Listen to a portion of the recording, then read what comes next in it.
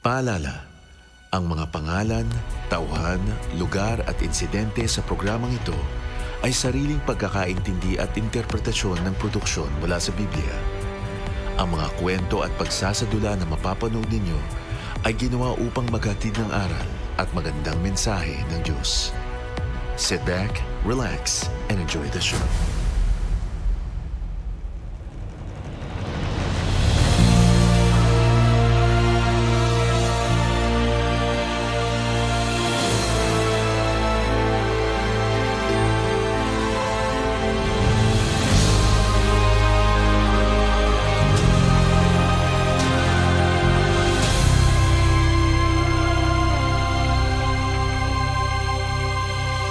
Manalangin tayo. Siyang nag-aangat ng pagkupkop ng kataas-taasan at nananatili sa kalinga niyong makapangyarihan, makapagsasabi sa kanyang Panginoon, muog ka't tahanan. Ikaw ang aking Diyos, ang Diyos na tangi kong pinagkatiwalaan.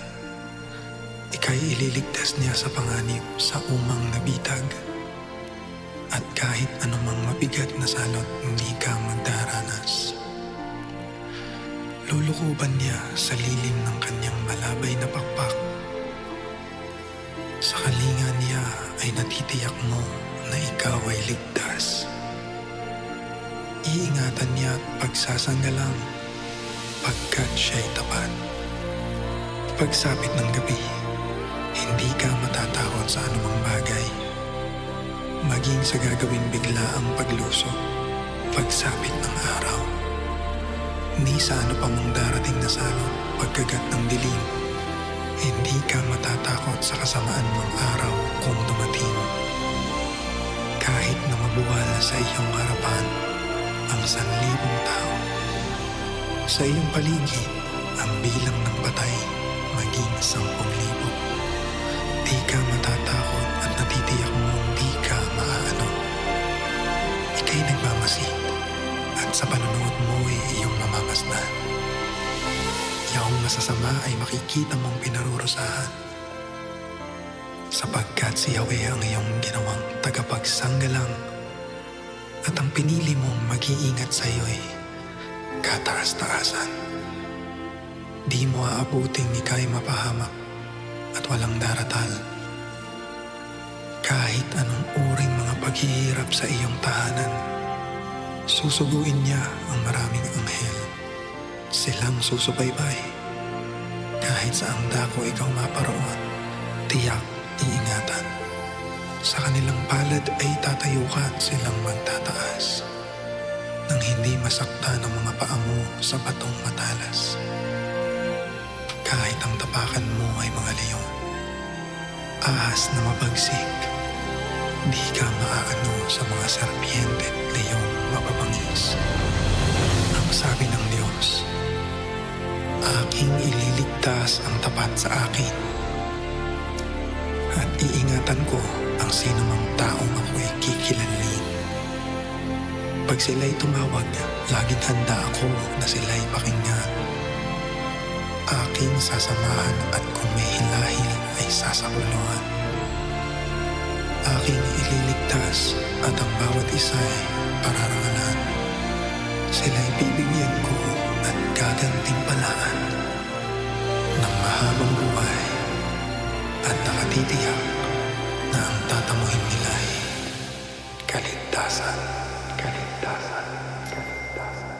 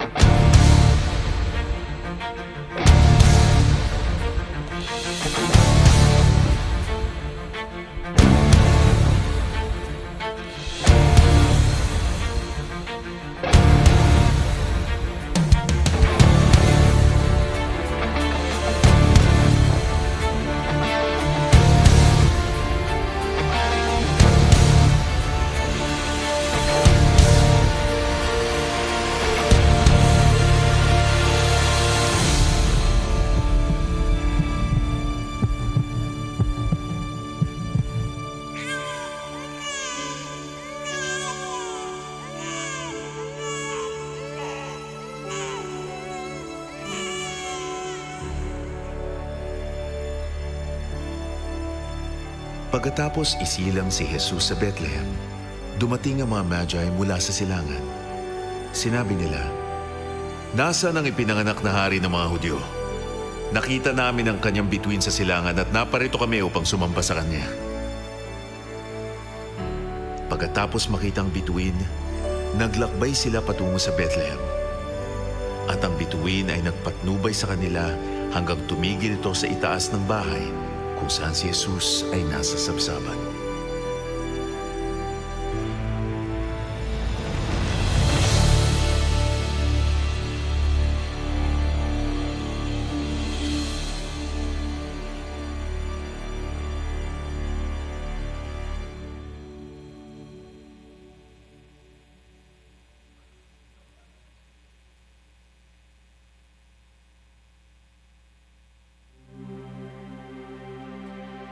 Nang ikatlong araw, may kasalan sa Kana sa Galilea. Nandoon si Jesus at ang kanyang mga alagad. Nandoon din ang kanyang ina. Wala na silang alak, sabi ni Maria kay Jesus. Ang sabi ni Jesus, "Ginang, bakit mo ako tinatanong? Hindi pa ito ang aking tamang oras." Tiningnan ni Maria ang mga katulong doon at sinabi, "Sundin ninyo siya." Tumayo si Jesus sa kanyang kinaupuan at lumapit sa mga panga. Sinundan siya ng mga katulong at sinabi ni Jesus sa kanila, "Punuin niyo ito ng tubig, tapos ibigay ninyo sa may handaan." Ang dating tubig na inilagay ng mga katulong sa mga panga ay naging alak. Palaging daw ito ang pinakamasarap na alak, pero inihain niyo ang pinakamasarap sa huli. Ikanya. Ito ang alak na ginawa ni Jesus. Sa pamamagitan nito ay naipakita niya ang kanyang kaluwalhatian at napapaniwala ang kanyang mga alagad.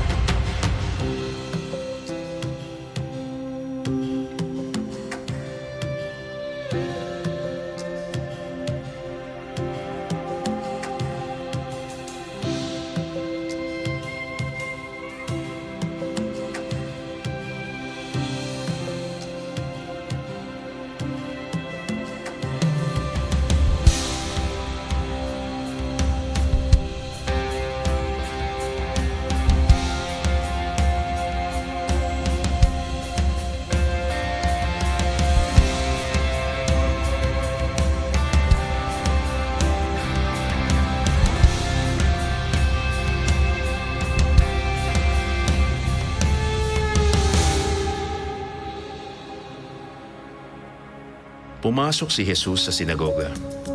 Doon ay may isang lalaki na paralisado ang isang kamay. Meron ding mga tao na nais maparantangan si Jesus.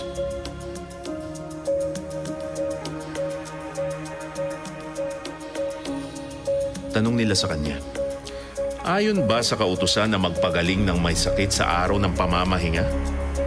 Ang sagot naman ni Jesus, "Kung tupa nga ay nahulog sa bangin sa araw ng pamamahinga, iaangat ninyo. Higit na mahalaga ang tao sa tupa." Pinatayo ni Jesus ang lalaki, ngunit pinigilan siya ng mga tao doon. At ang sabi naman ni Jesus sa kanila, "Alin ang naaayon sa kautusan ngayong araw ng pamamahinga? Gumawa ng mabuti o gumawa ng masama?" Sabi ni Jesus sa lalaki, "Iunat mo ang iyong kamay." Iniunat ng lalaki ang kanyang paralisadong kamay. At ito ay gumaling.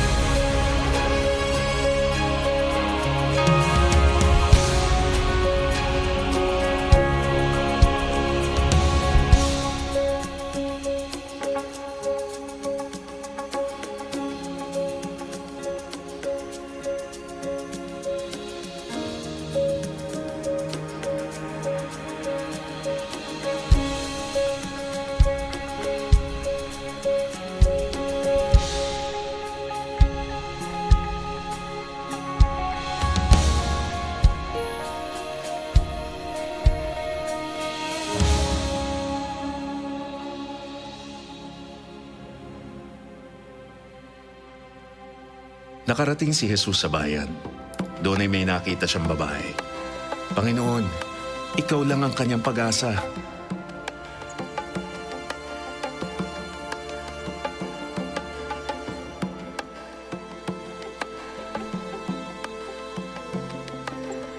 Tiningnan ni Jesus sa mga tao at ngumiti. At ang sagot ni Jesus sa kanila, napakaganda ng iyong pananampalataya. Tiningnan ni Jesus ang paralitiko, anak, lakasan mo ang iyong loob. Pinapatawad ka na sa iyong mga kasalanan. May ilang tagapagturo ng kautusan na nagprotesta.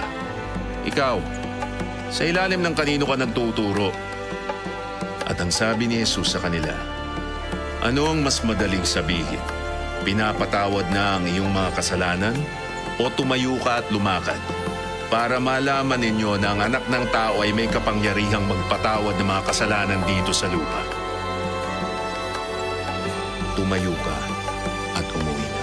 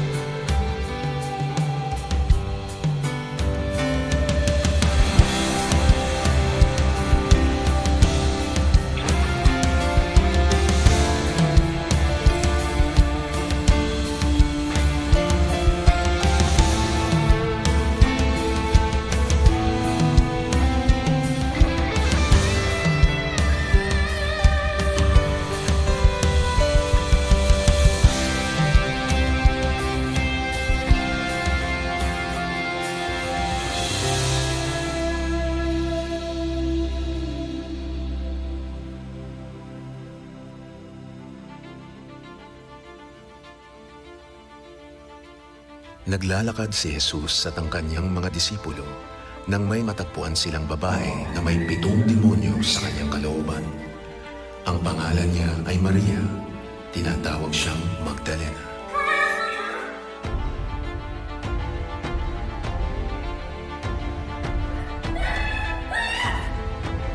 Nilapitan ni Jesus si Magdalena. Tinawag si Jesus sa kanyang pangalan. Jesus ng Nazaret, kilala ka namin. Sigaw ng mga demonyo na nasa loob ni Magdalena. At ang sabi ni Jesus sa kanila, mga masasamang espiritu, lumabas kayo sa babaeng ito. Maria, anak ni Abraham, tawag ni Jesus sa kanya. Gumising si Magdalena at tiningnan si Jesus.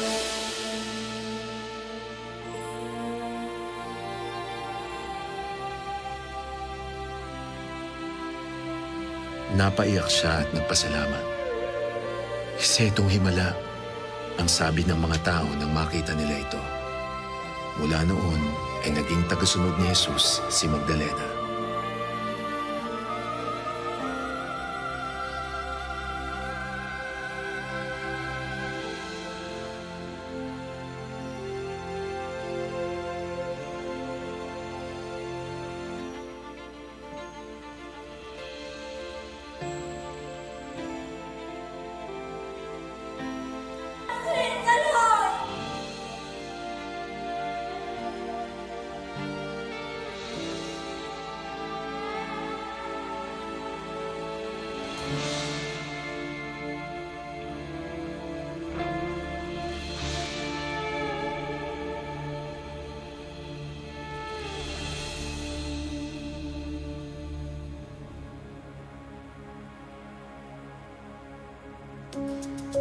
makababa si Jesus at ang kanyang mga disipulo, mayroong isang ketongay na lumapit sa kanila.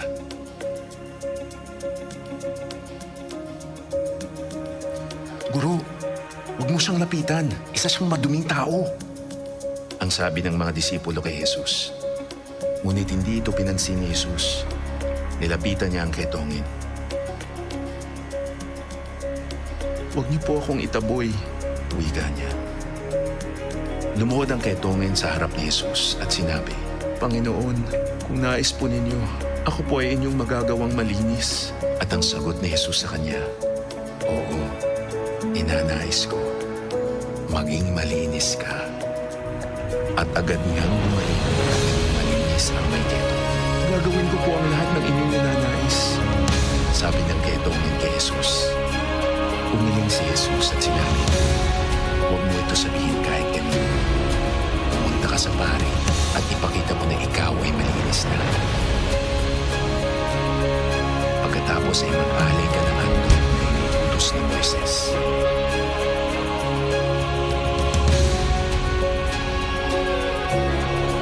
Magpatuloy ka na. Panginoon! Salamat! Wala ka nang pinagaling mo ako!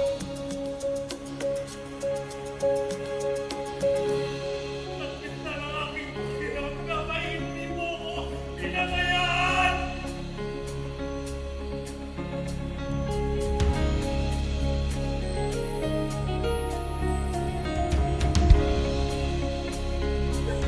Panginoon!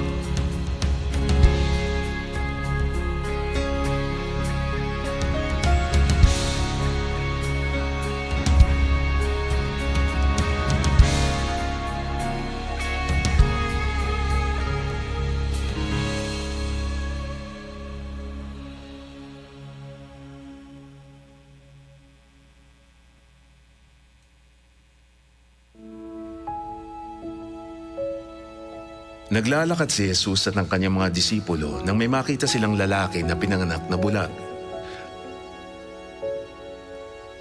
Sino ang nagkasala at siya ay bulag? Siya o ang kanyang mga magulang? Tanong ng mga disipulo sa kanya. Sagot ni Jesus sa kanila, Walang nagkasala. Ipinanganak siyang bulag upang mahayag ang kapangyarihan ng Diyos sa kanya. Nilapitan ni Jesus ang bulag. Habang ako ang nasa mundong ito, ako ang ilaw na nagbibigay liwanag sa mga tao. Dumura si Jesus at gumawa ng putik. Ipinahid niya ang putik na ito sa mga mata ng bulag at sinabi, Pumunta ka sa tubig ng Siloe at maghilamos.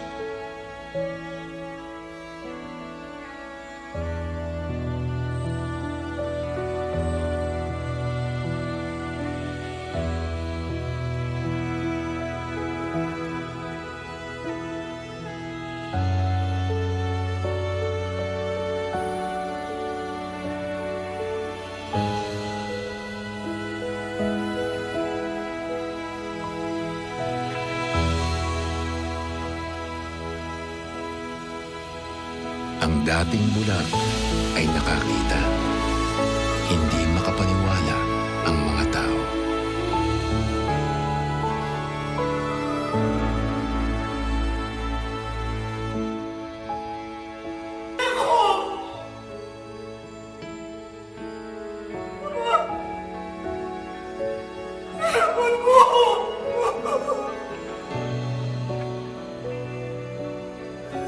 Panginoon ko! Salamat sa kakagitan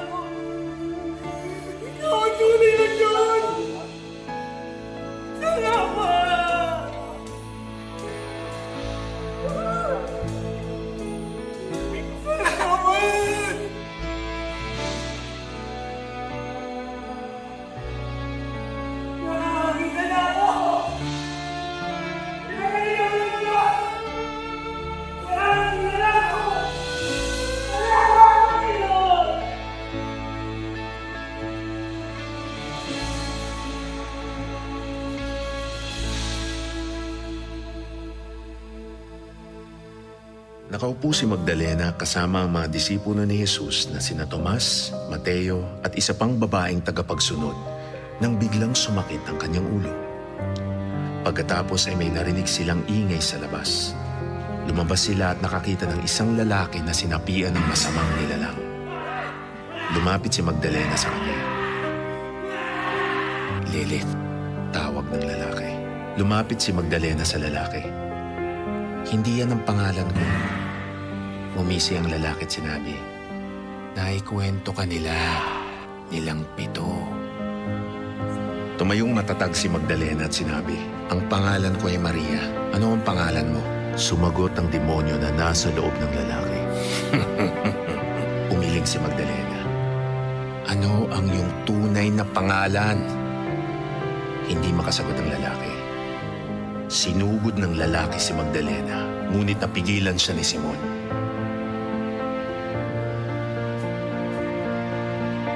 Muntik nang mapahamak si Simon nang biglang dumating si Jesus. At ang utos ni Jesus sa kanya, lumayas ka sa kanya. At lumayas nga ang demonyo sa lalaki.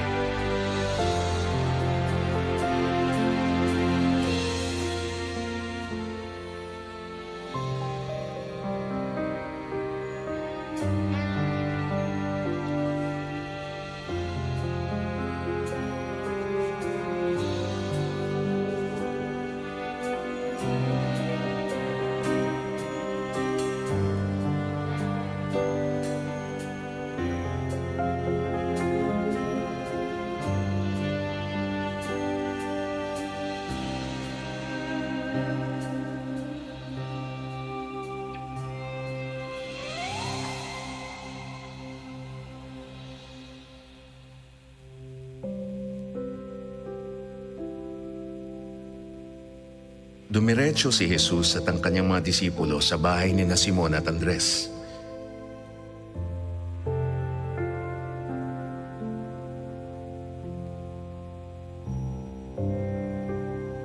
Dito ay natagpuan nila ang biyenan ni Simon na mataas ang lagnat.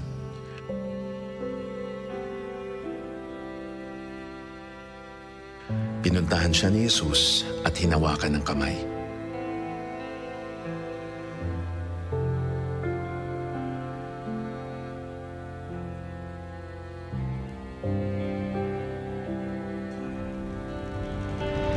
Agad na gumaling siya.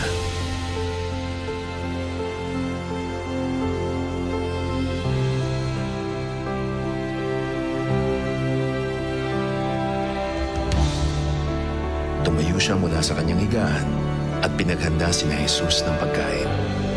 Nabigla silang lahat na nauwi sa kagalakan.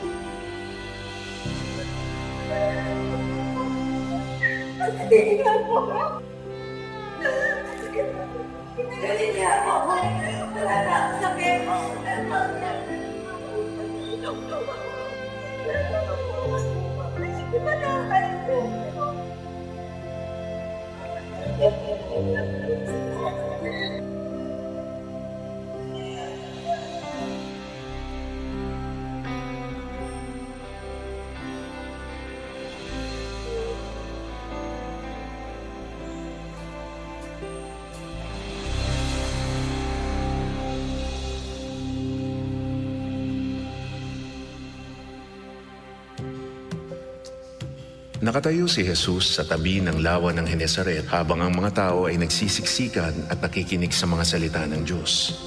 Nakita niya ang 2 mangingisda. Lumapit si Jesus sa bangka ni Simon at sumakay. Hiniling niya kay Simon na ilayo ng kaunti ang bangka. Doon siya nanatili at nagpatuloy na magturo sa tao.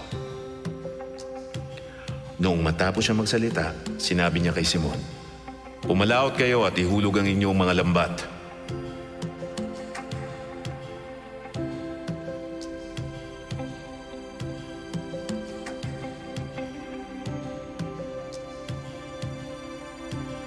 Ang sagot naman ni Simon, "Guro, buong gabi na kaming nandito nang walang huli, pero susundin ko ang inyong hiling."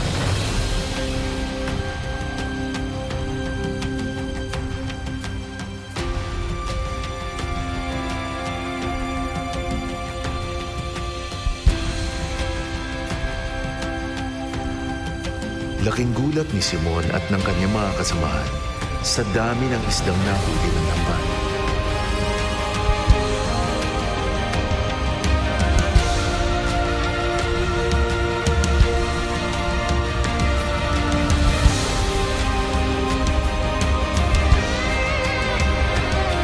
Tumakbo sa Simon kay Jesus.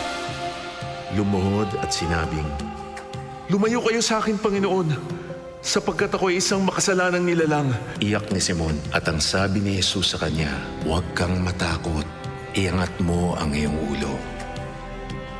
Nanghingi ng tawad si Simon sa Panginoon. "Ano ang gusto mo sa akin?"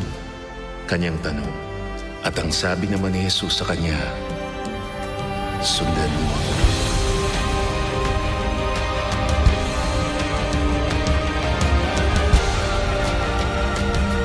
Itinabi nila ang mga bangka sa pampang. Iniwan ang lahat at sumunod kay Jesus.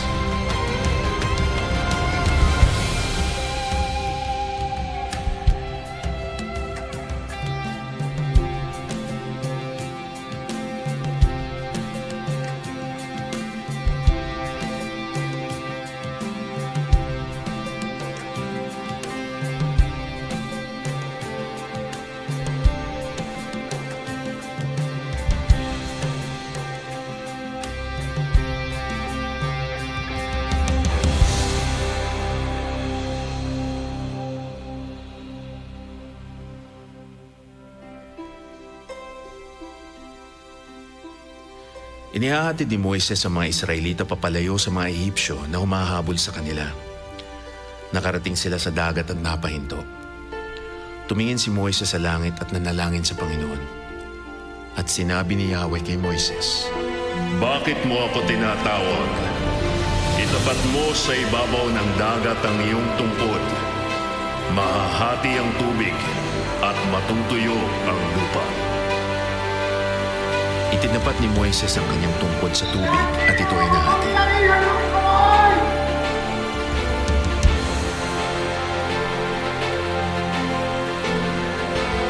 Tumawid siya at ang mga Israelita.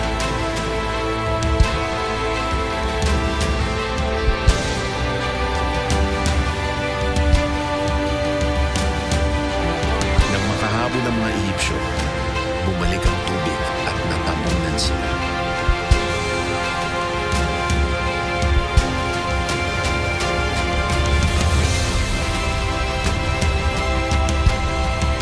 Pagdating ng buhang liwayway, nakita ng mga Israelita ang mga bangkay ng mga mahabol sa kanila.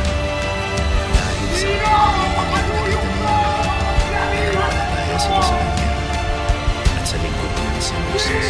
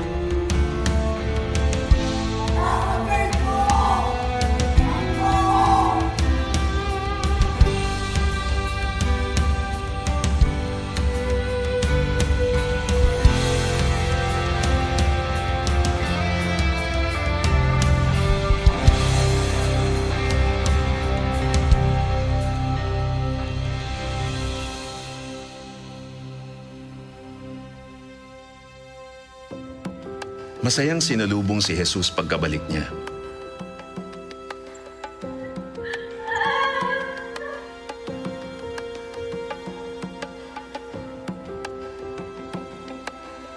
May isang babae sa mga katauhan na nakatingin sa kanya. Siya ay 12 taon nang dinudugo at hindi mapagaling ni numan. Kahit sa laylayan lamang, ika ng babae sa kanyang sarili.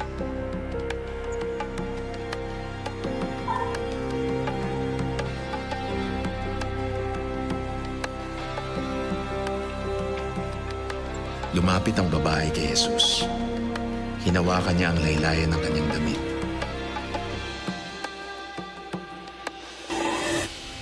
Tumigil ang kanyang pagdurugo.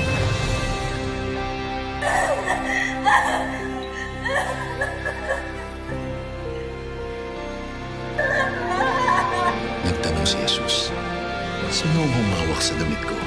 Naramdaman kong may kapangyarihang lumabas sa akin."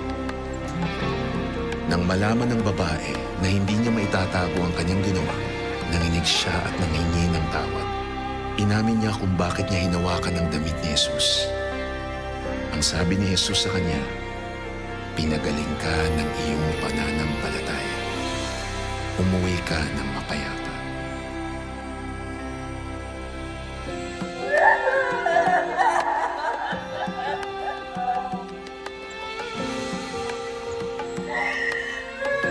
Salamat po! Salamat, Jesus! Salamat po!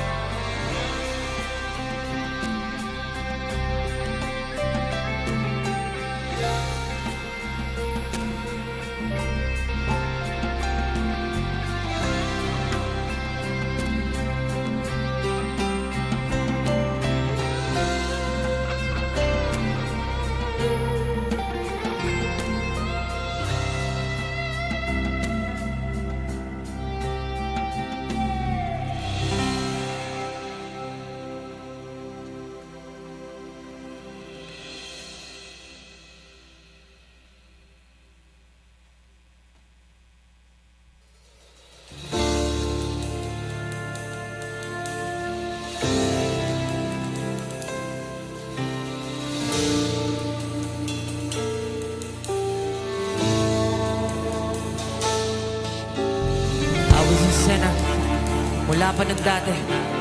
Pero what changed? Let me explain. They often mistake me for staying the same. Yeah, I was a sinner, pero di na yung bali. Alam kong mahal pa rin ako ng Diyos anong man ang mangyari. Ang dami kong mga kasalanan na parang wala ng pag-asa na maituwid pa uli. Dati akong naligaw, madilim ang daan pero pinabalik. Ako ng Panginoon para ituro ang tamang landas. Sa pagdarasal ko lang ding natutunan ang pinto ng langit palaging bukas. Kaya sinong nagsabi? Walang himala kung sa akin nga nangyari. Binago ako ng dasal, sinabuhay ko yung sinasabi ng pare. Ganyan ng Diyos talagang mahiwaga. Lagyan ng pananampalataya. Lahat ng mga hihilingin mo may tutuparin niya. Basta maniwala ka lang na may tamang panahon para ibigay ang mga bagay sa ngayon. Lahat pa rin ay nakasalalay sa'yo kung maniwala ka na meron langit. Paano kung bukas mawala ka, pati mga sana. Isa ka na lang di masaya na alaala.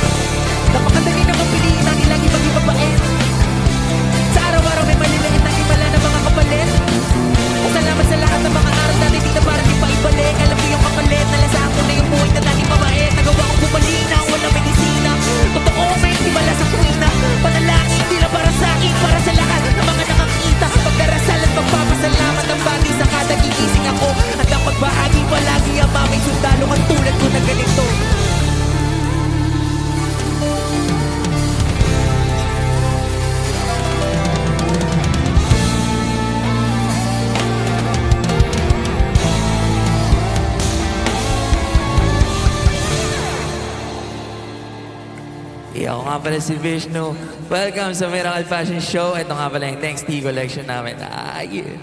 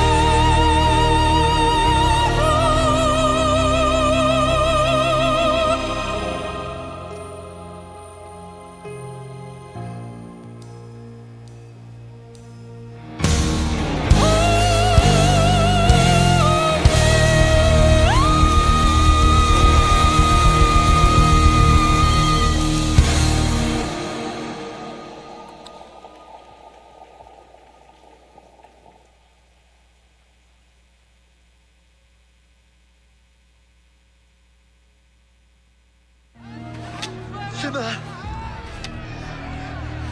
يتسلح لك بلاك أنا مشبات كزمات ولا هو هذا واحد باكر هالمشبات أنت تشبت عني أنت صديق به أشعل تقول لي أدوني بس مناتي تيتا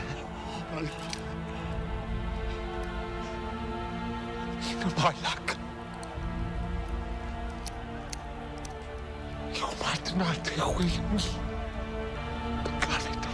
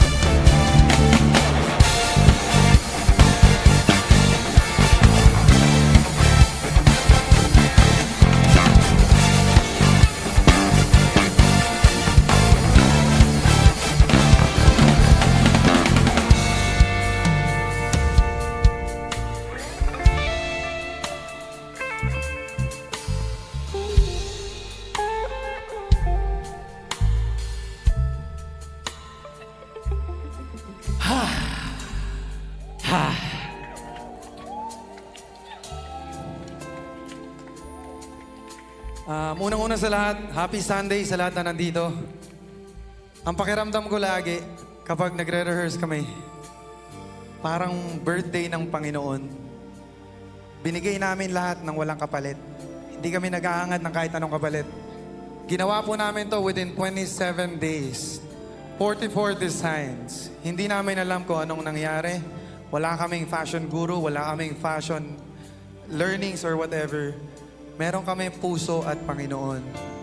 Lagi niyong tatandaan, kapag may gusto kayong gawin, walang imposible pagkasama ang Panginoon.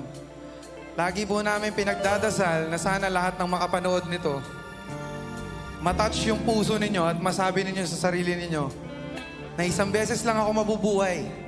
Bakit hindi ko pa ibigay sa Panginoon?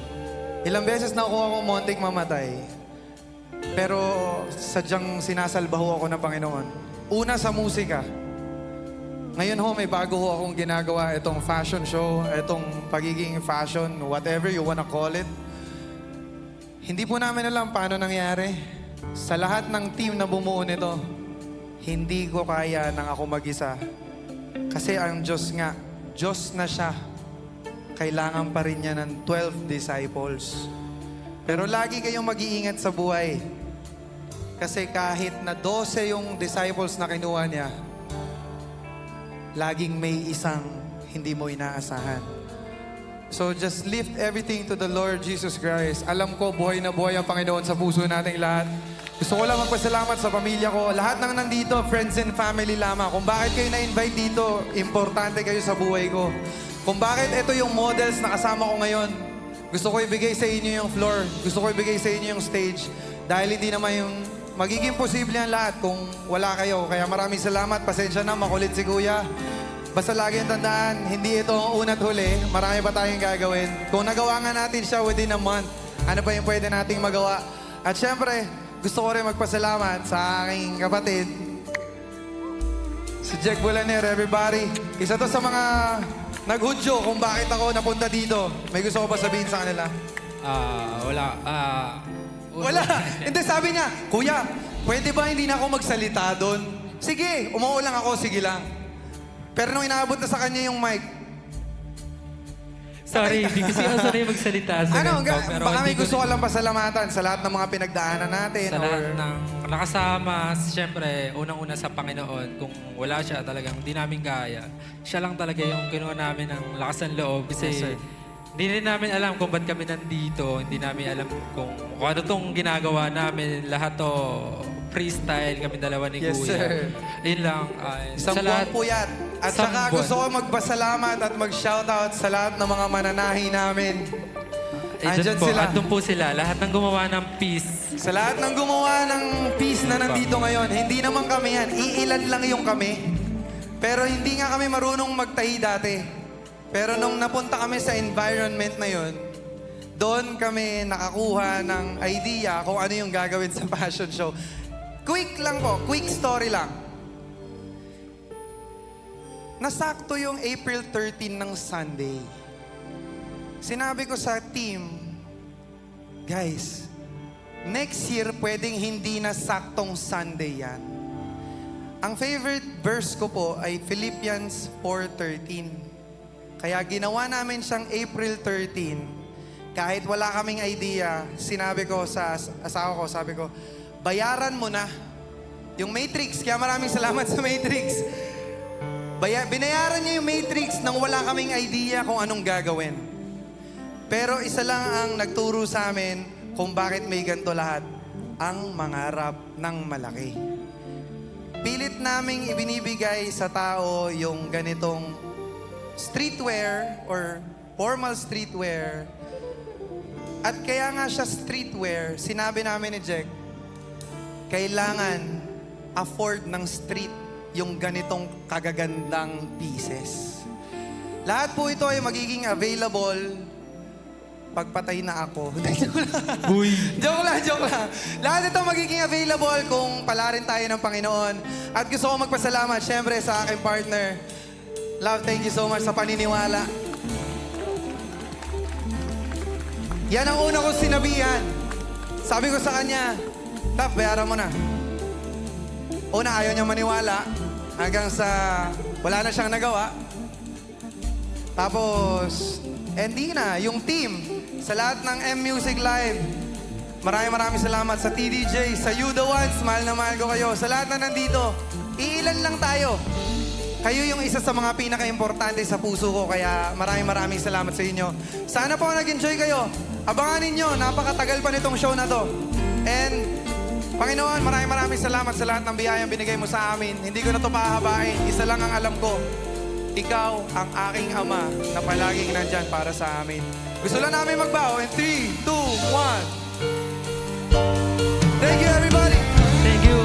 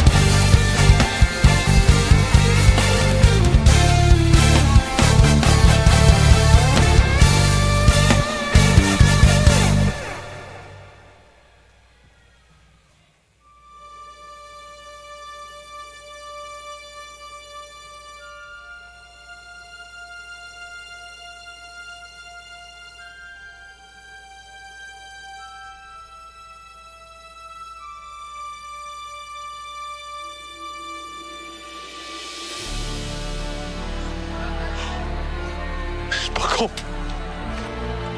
ilayitin mo. Tiyatin.